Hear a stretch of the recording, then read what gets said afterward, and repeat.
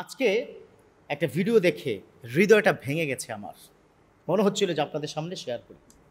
সেটা হচ্ছে বাবা তার সম্পদ সন্তানের মাঝে বন্টন করবে, ওই বন্টনকৃত সম্পদের ছোট সন্তানটা সুখী হতে পারে না বা খুশি হতে পারে না, মানে স্যাটিসফাইড না। এই সম্পত্তি ভাগাভাগের রেশ ধরে অসুস্থ বাবাকে সন্তান এসে ঘুষি মারতে মারতে, লাথি মারতে মারতে এই মানুষটা পৃথিবী ছেড়ে চিরবিদায় হয়ে গেছে। নাউজুবিল্লাহ পড়েন। কোথায় আছেন আপনারা? এই যে সন্তান করেন, ইঞ্জিনিয়ার করছেন, ডক্টর করছেন, পাইলট বানাবেন সন্তানকে, তাই না? বুয়েট চুয়েট রুয়েট করবেন, সব কিছুই তো করছেন। এই সন্তান যে আপনাকে এইভাবে মারবে না, তার কি গ্যারান্টি আছে? তার কি গ্যারান্টি আছে? সেই কথা তো একবারও চিন্তা আসলো না। এই পুরো সম্পত্তি কে ধারণ করবে? এই সম্পত্তি নিয়ে কি মারামারির জের ধরে সন্তান তার বাবাকে মেরে ফেলেছে? নিষ্ঠুরতার কত নিচে নেমে গেছি আমরা। কোথায় আছি আমরা? কিসের দুনিয়াদারি করছেন আপনি? Mind it and think about this matter. What's going on in the society? কি হচ্ছে? আপনার সন্তান কোন দিকে যাচ্ছে? আপনার সন্তানকে ইসলামী শিক্ষায় শিক্ষিত করছেন না কেন? প্রাথমিক জ্ঞানটা তো ইসলামী আপনি দেননি।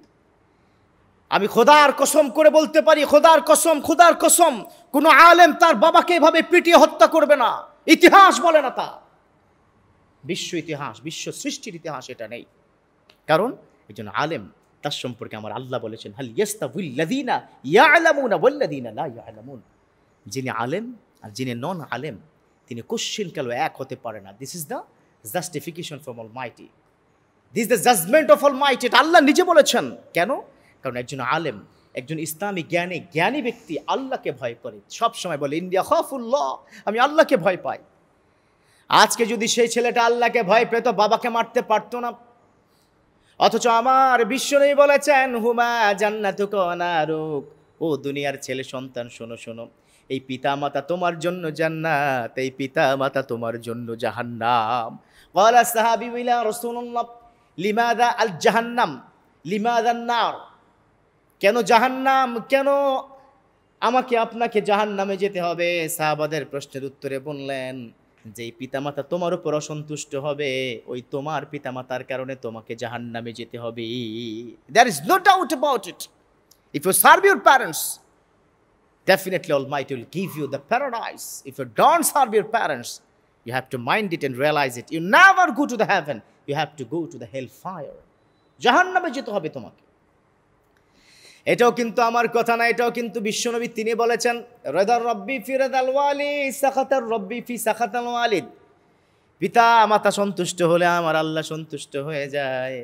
আবার পিতা মাতা যদি অসন্তুষ্ট হয়ে যান একজন, তিনি কে? আল্লাহ। আল্লাহ অসন্তুষ্ট হয়ে যাবেন। এই জন্য যেই মানুষটা, ও তো মানুষ না, আর ওর সম্পর্ক আল্লাহ কোরআনে আয়াত বলেছেন, উলাইকা কাল আনআম বাল হুম আদাল। এগুলো হচ্ছে চতুষ্পদ জন্তু, তার চাইতে নিকৃষ্ট। কুকুর শুকরের চাইতে নিকৃষ্ট। কখনো কুকুর শুকর তার বাবাকে এভাবে মারবে না। মেরেছে? ইতিহাস আছে, মারবে না।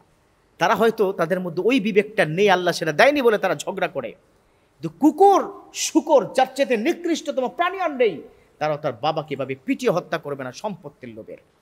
এই যে ছেলে, তুমি যে কাজটি আজকে করেছো, তোমার ছেলে তোমাকে নৃশংসভাবে কেটে টুকরো টুকরো করে ফেলবে। কথা বলো ঠিক কিনা? Be ready for the next time. Ready হও। বাবাকে এভাবে ঘুষি মারতে মারতে দুনিয়া ছেড়ে বিদায় করেছো, তোমার সন্তান রেডি হচ্ছে তোমাকে টুকরো টুকরো করে কুকুরকে খাওয়াবে। এই গোস্তের টুকরোগুলো কুকুরকে খাওয়াবে। আমি কিছুদিন আগে একটা ভিডিও দেখে কলিজা ফেটে গেছে। বৃদ্ধাশ্রম থেকে একজন দাদার নাতি নেমে সাংবাদিক তাকে প্রশ্ন করলো, কোথায় গেছিলা? বলল কি, দাদাকে কি দেখতে গিয়েছিলাম। কি শিখলা সেখান থেকে? বলল, আমার বাবাকে আমি বৃদ্ধাশ্রমে রাখবো। আল্লাহু আকবার।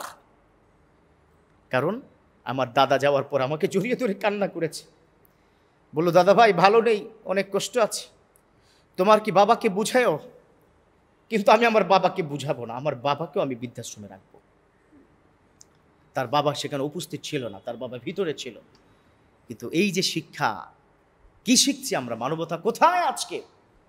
অতএব সন্তানের জন্য সবসময় দোয়া করবেন, রব্বি হাবলি মিনাস সালিহিন। আল্লাহ গো, চক্ষু শীতল করা সন্তান দাও। আল্লাহ গো আমার সন্তানকে মানুষের মতো মানুষ বানাও, না হলে তো আমি শেষ হয়ে যাব, আমি ধ্বংস হয়ে যাব। যে সন্তান আমাকে টেনে হিঁচড়ে জাহান্নামে নেবে ওই সন্তান আমি চাই না। অতএব আমরা যেন ভালো সন্তান হতে পারি, আমরা যেন বাবার খেদমত করতে পারি। আল্লাহ তৌফিক দান করুক, আমিন।